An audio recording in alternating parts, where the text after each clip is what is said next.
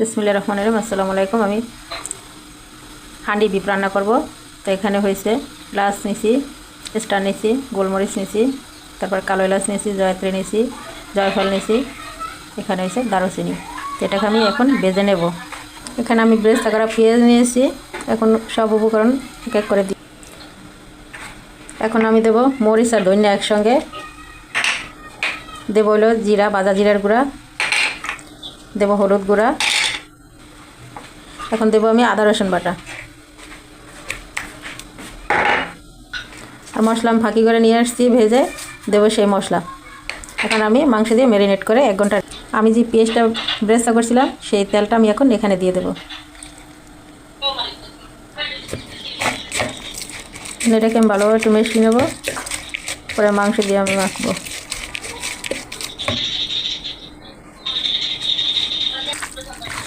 এখানে মাংসটাকে এভাবে মেখে 1 ঘন্টা রেস্টে রেখে দেবো। তারপরে আমি মটকাতে দেবো। এটা কিন্তু সরিষার তেলেই রান্না হলো। আমি সরিষার তেল দিয়ে করছি। খুব সুন্দর একটা সেন্ট বের হয়েছে। তেজপাতা দেবো, তারপর আপনার শুকনো মরিচ, কাঁচামরিচ, রসুন সবগুলোই দেবো, কিন্তু আমি পরে দেখাচ্ছি।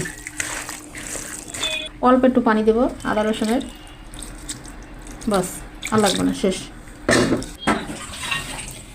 এই যে বন্ধুরা আমি দিচ্ছি।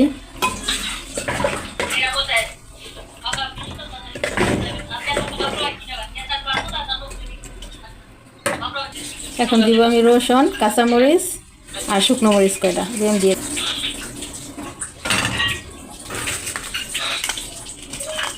দিয়ে ঢাকনা সুন্দর করে লাগিয়ে আমি আস্তে আস্তে রান্না করব।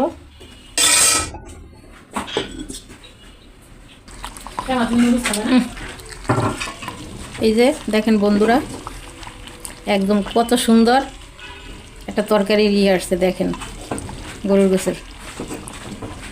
এখন আমি ঢাকনা দিয়ে রেখে দেব, কারণ আমি কোনো পানি দিই নাই, শুধু একটু আদা রসুন ব্লেন্ডার করছি সেই পানিটা আমি এখানে ইউজ করছি। আবার আমি ঢাকা দিয়ে দিব, আস্তে আস্তে জালে হবে।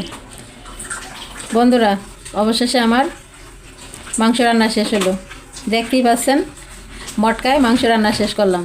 কত সুন্দর কালারটা দেখেন, দেখতে কত সুন্দর হয়েছে, কত সুন্দর দেখেন, একদম সেই লোভনীয় একটা কালার হয়েছে। দেখেন রান্নার ভিডিওটি যদি ভালো লাগে তো বেশি বেশি করে শেয়ার দিন। একদম ইজি একটা রান্না, খুবই সুন্দর একটা রান্না করছি। আর আমার চ্যানেলটিকে সাবস্ক্রাইব করে দিন, যারা করছেন তাদের উদ্দেশ্য বলি অসংখ্য ধন্যবাদ।